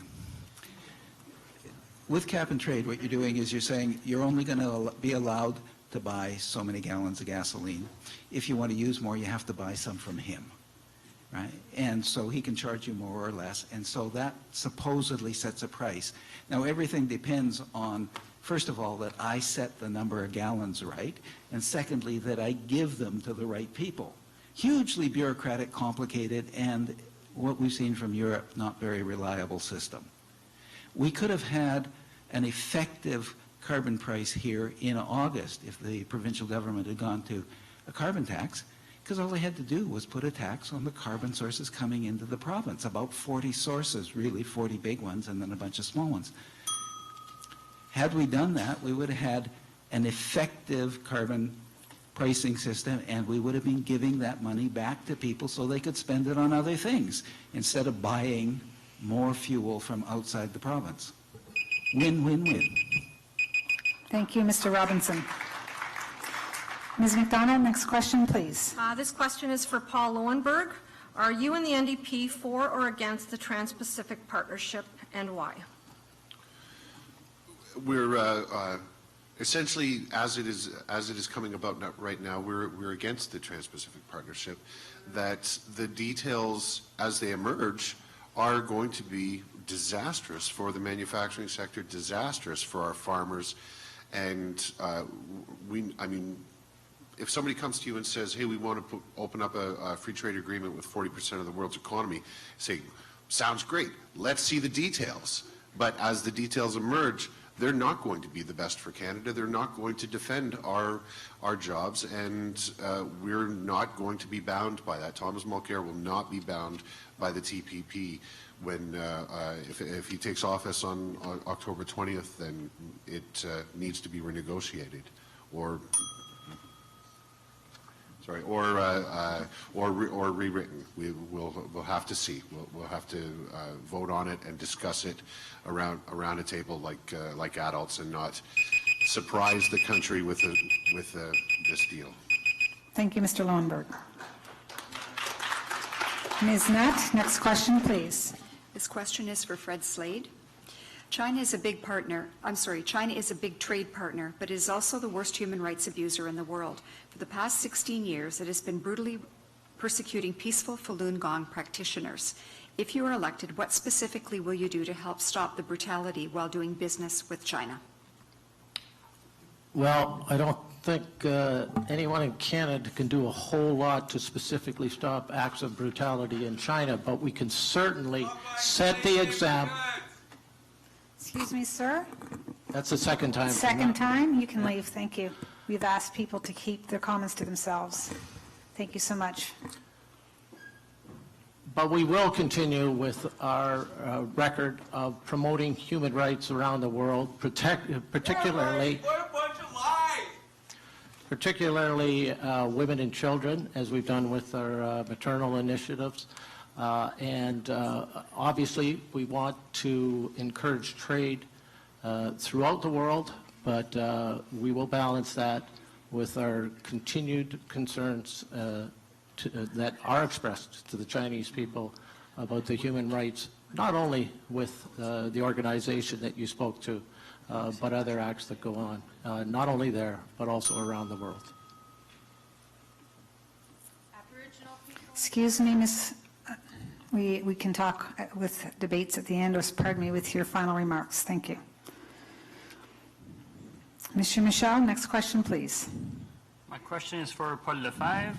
Stephen Harper advertises that the Liberals will discontinue the child care benefit. Please comment on the actual Liberal plan for child care benefits. Well, the child care benefit is a geared to income benefit, meaning that the people that make more will not receive the child benefit, and people that earn less will receive more. In addition, it's also tax-free. So geared to incomes, tax-free, universal child care benefit, for us, will lift, our studies demonstrate that it will lift over 300,000 children out of poverty. So that's the right approach of making sure that we invest in the people that need it most. That is our child care policy. Merci. Ms. McDonald, next question, please. This question is for Fred Slade. In March of 2015, the federal and provincial government made a joint announcement to invest $393,000 to enable the Webeki First Nation partnership with other First Nations to complete a regional community service corridor study to help advance community access to the Ring of Fire area. Can you tell us what the status of this announcement and what will you do moving forward? I can't tell you the status of that announcement because the Webeki First Nation has not released any of that information. I am led to believe from discussion on the topic by various people that they expect that study to be completed early in the new year. Thank you, Mr. Slade. Ms. Nutt, next question, please. This question is for Paul Lowenberg. How is the $15 daycare program going to be fully funded? It's going to be funded through the budget. It's been costed out that the revenue that will be generated by closing tax loopholes at the top of the top of corporations, closing the rolling back to TFSAs and stopping income splitting, but protecting income splitting for pensions, and most of all, raising the corporate income tax to 17% from 15%, a very competitive level that it sat at for many years of the Harper Conservative government. Those increases in taxes, that increase in revenue will be a part of the money that pays for $15 a day daycare. We need to invest in this. It's been long overdue to create 1 million affordable daycare spaces for our country, including up to 100,000 in the first year. Thank you. Thank you, Mr. Lowenberg. Mr. Michel, next question, please. This question is for Fred Slade. I would like to hear your party's platform on the long-form census. Our platform is the one that exists. There are long-form censuses being completed, not to the same degree that were before. I think everybody in this room and probably most people in the world realize that we are awash in data. And again, I spoke to adapting to technology. There's great data coming out of Statistics Canada, and there's lots of great data being generated elsewhere in the world. Obviously, the experts on it are Google right now, but anyways, that's our policy, the one that's in place. It's still in place in reduced numbers. Thank you, Mr. Slade. Ms. McDonald, your next question, please. This question is for Paul Lowenberg. Does your party support the creation of a national palliative care strategy that provides universally accessible services across the country? We support a great number of investments into healthcare, and some of them will be among them a national dementia and Alzheimer's strategy to make sure that identification of people who are going to be needing extra access to the medical system will get it, and that the diagnosis is accurate and early to help people combat. Palliative care we're going to need it more than ever. We need to support our investments in healthcare so that we can get more people to the front line of healthcare. 7,000 more doctors and nurses and nurse practitioners and healthcare professionals, dietitians and counselors to get the medical access to 5 million more Canadians. Thank you, Mr. Lowenberg. Ms. Nutt, your next question, please. Question for Mr. Slade. Why does your leader not realize that a modest debt to rebuild failing infrastructure would be no more or less reasonable than a homeowner taking on a reasonable mortgage to preserve his 50-year-old home from falling apart and losing all of its worth? We are investing $53 billion in infrastructure to deal with those things that are in need of repair, and we're doing it on a debt-free plan. That's how people usually pay for repairs. They pay for investment by borrowing, and there's a time and a place for borrowing. And when Mr. Lefebvre and Mr. Trudeau talk about modest borrowing, $30 billion is not modest. In fact, most people don't really relate to numbers that big. We all know what a dollar is, and we all know what a second is. And I told you I was good at numbers, okay? 30 billion seconds is over 340,000 days. It's 951 years, almost 10 centuries. That's a lot of money that doesn't need to be spent on top of the money we're spending without borrowing. Thank you, Mr. Slade. The last question from the audience, please, Mr. Michel. It's for Paul Lowenberg. 4 million Canadians experience food insecurity, meaning that they have inadequate access to food due to financial constraints. What steps will your party take to reduce this number?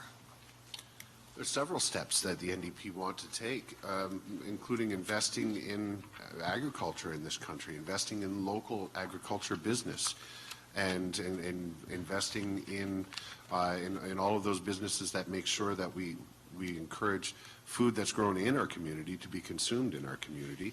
We also need to invest in so many of the First Nations communities that don't have access to nutritious foods, that don't have access to safe water as well. And the other issue with food security is that our government of the last 9.5 years has laid off so many inspectors and so much of the public service that it has been difficult to ensure that safe foods come to our markets.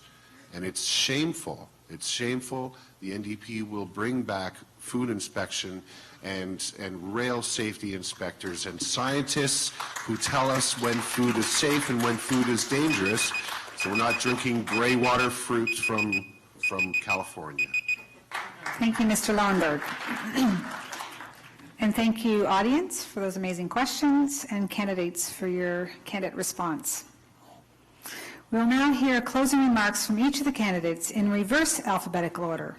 You have a final 2 minutes. At the end of your 2 minutes, the mic will be turned off. Mr. Fred Slade, pardon me, your closing remarks. Thank you, and I understand the alphabetical order. I admit it had me a little distressed when I first sat down on the left end of the table here, but then you thankfully pointed out that to the audience, I'm on the right. Ladies and gentlemen, on October 19th, you will choose the government that has the responsibility of protecting our economy and our citizens for the next 4 years. People are starting to pay very close attention, and they are seeing the clear contrast. The Liberals are promising multi-billion-dollar deficits and tax increases to pay for their promises. The NDP is promising billions in spending with no plan to pay for it. Under the Conservatives, Canada has the best economic record in the developed world. We are the only developed country with a balanced budget and have the lowest debt levels in the developed world. We have helped create 1.3 million new jobs, most of them full-time jobs in the private sector. We have reduced federal taxes to the lowest level in decades. This government has negotiated 46 free trade agreements. I had to update that from last week. We have the wealthiest middle class for the first time ever. There are record low levels of poverty, and according to Forbes, we're one of the best countries in the world to start a new business, and according to the global poll, one of the most respected countries in the world. This is Canada after 9.5 years of strong leadership. And for those who don't think that there's been a good job done not only by the politicians but by the public service in making Canada the best country in the world to live, I challenge you to name another country that's performed better and that you would rather live in. This election, please cast your vote for me so that Sudbury gets an honest, hardworking MP on the team with the proven experience to keep Canada safe and our economy strong. Thank you, merci, miigwech, and God bless Canada. Thank you, Mr. Slade. Ms. Rowley, your closing remarks, please. Well, interesting to hear the Conservative candidate's view of what we've got after 10 years of Conservative rule. I would say that the country has probably never been in such a serious economic, political, social state, maybe since R.B. Bennett, who was the Tory Prime Minister during the last Great Depression. We can do better. Canadians are demanding real change, and if you want real change, look for policies that are going to deliver them. I think that we need to look at things like electoral reform. The Tory government was elected 4 years ago by 20% of eligible voters. 20%. This is the first past the post system. This is the party that brought you voter suppression, that brought you an ethics commissioner who's currently in jail, and the list goes on. We need proportional representation in this country. We need voter recall, right to recall. We need to put a limit on electoral spending. Why do we have such a long campaign? Because the Conservatives can outspend everybody else by buying this election. You call that democracy? We need to do something. We need PR, and we need it now. Why is Elizabeth May left out of all the debates? Why was I left out of some of the questions here? You need to know what the candidates stand for, equally important what their parties stand for, what they're going to bring you. Nobody here talked tonight about Bill C-51. That's a terrible crime. It is a crime because you can be arrested. Your kids can be arrested. Your parents could be arrested. This has been brought to you by the Conservative Party, supported by the Liberals. We need to get rid of that legislation, and we need to count on some of the parties that these people belong to rescind it. They must do that. Also, Bill C-24, with its categories of citizenship. This is going to break this country in half. It is so right-wing, so dangerous. We can do better. Thank you, Ms. Rowley. Thank you.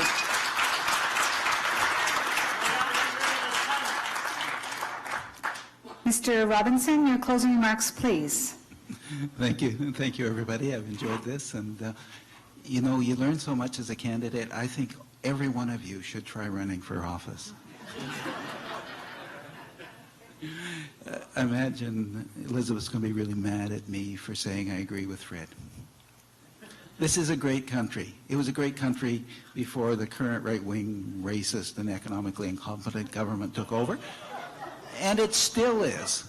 But we do really have to look to the future and stop just trying to buy votes.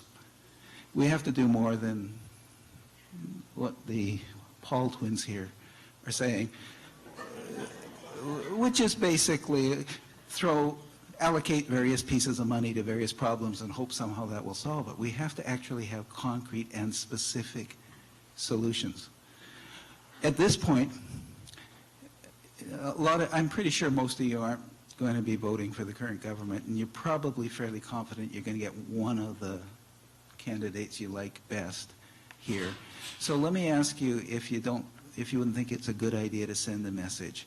Every vote for the Greens is a message to these guys that you care about the climate a lot more than they think you do.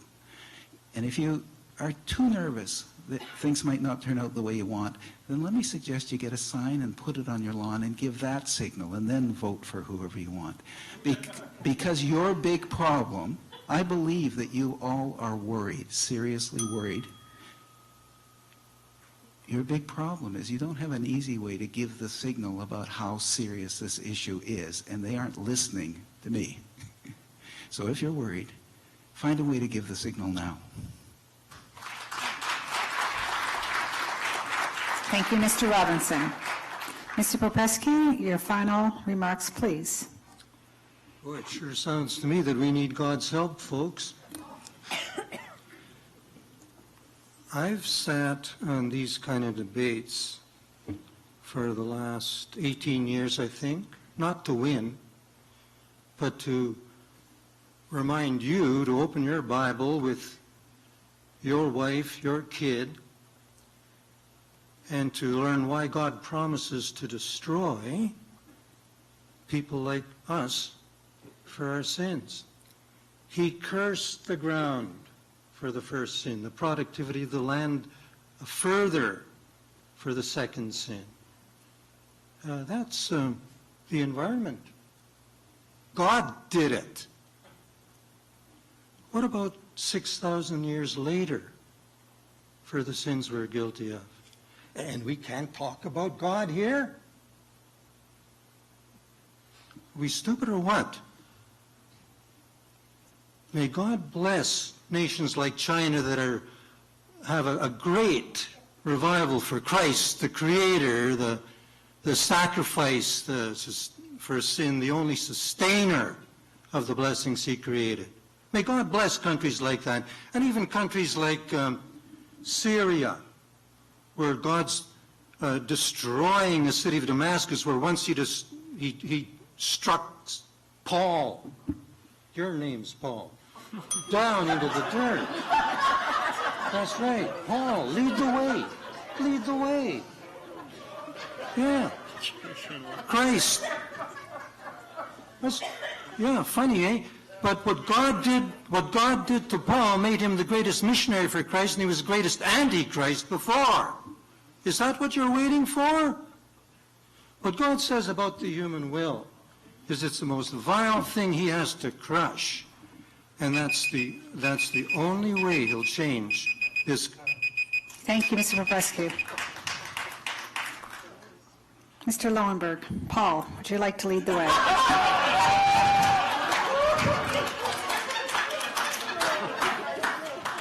Thank you.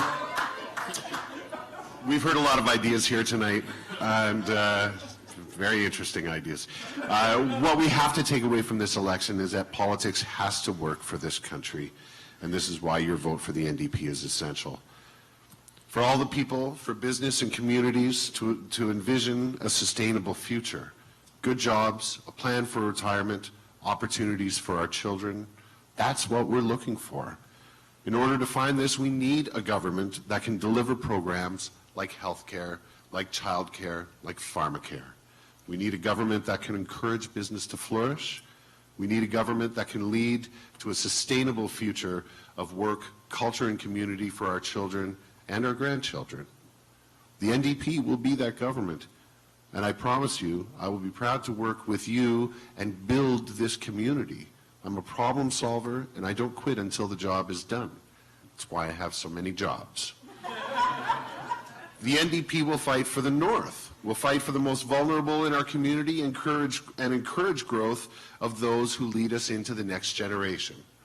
We can't afford another term under Stephen Harper, and we can't replace conservative debt with more liberal debt. The Liberal platform speaks for itself. You only have to dig a bit to see that Justin Trudeau is planning a $6.5 billion cut in spending, calling it a spending review. Ask yourself, where do you think these cuts will come from? Healthcare, education, seniors care.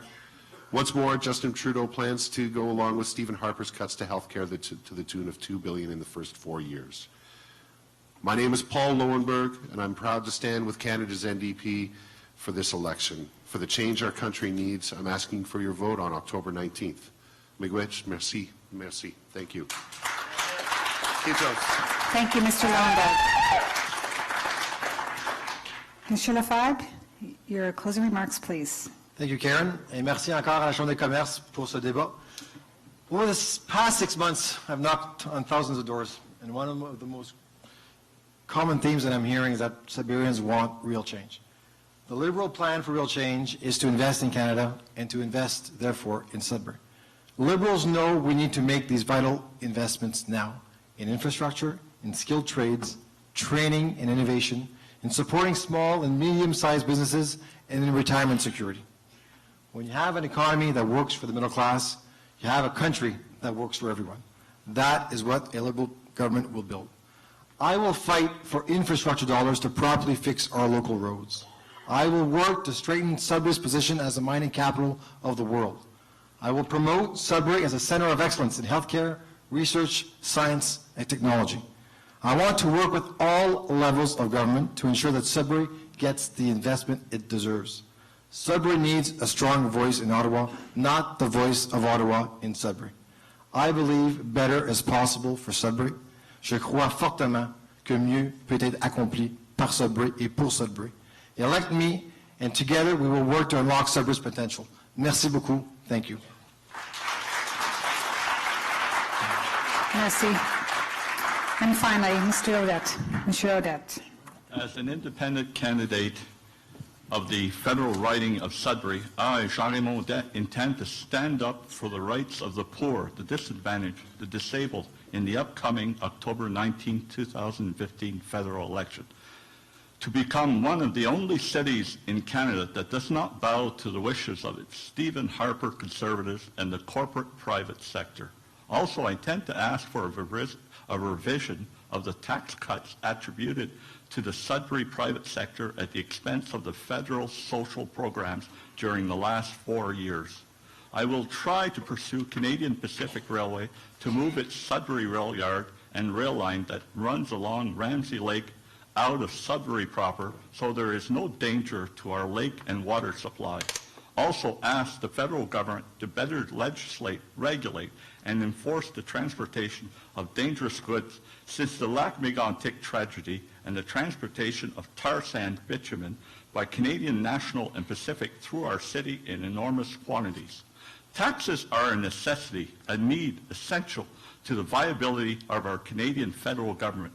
We need that the rich industrial, commercial, and business enterprise pay their fair share in this humanitarian function of civil society to ensure the distribution of wealth to our poor, disinherited, handicapped, and misfortunate others of our province and our country.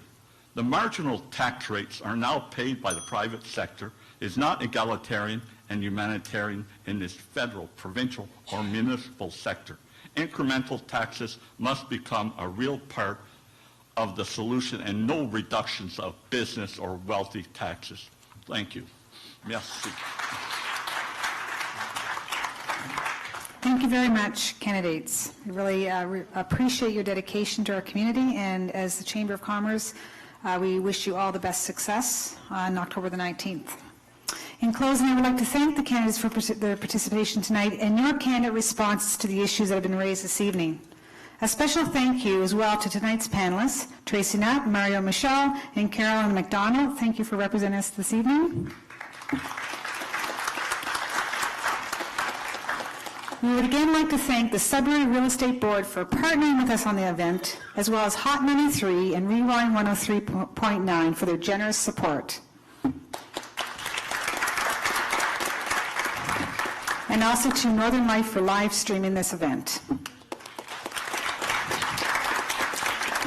I would be remiss not to thank Collège Boreal for allowing us to use this wonderful area for the event, as well as the sound and security staff. We appreciate your help this evening. Thank you so much. As well as thanks to your chamber staff. On my almost far right is our President and CEO, Debbie Nicholson. Next to her, Joyce Mancarius. To the left, to her right, pardon me. And then to my right here, we have Charlene Sissons. Thank you. We also have present with us Julie Donovich, as well as Caitlin Grenko, Pamela Antarian, and John Kennedy. Without all of their help, this wouldn't happen this evening. So thank you all, staff. You're amazing. The Greater Sudbury Chamber of Commerce urges the voters of this community to exercise their option on October the 19th. We hope this exercise has helped you become better informed about the issues and that you will keep them in mind when casting your ballot. It is essential for each and every one of you to vote and to have every member of this community to exercise their right to vote. Please encourage family and friends to vote on October the 19th. Thank you so much for your participation. Have a wonderful evening.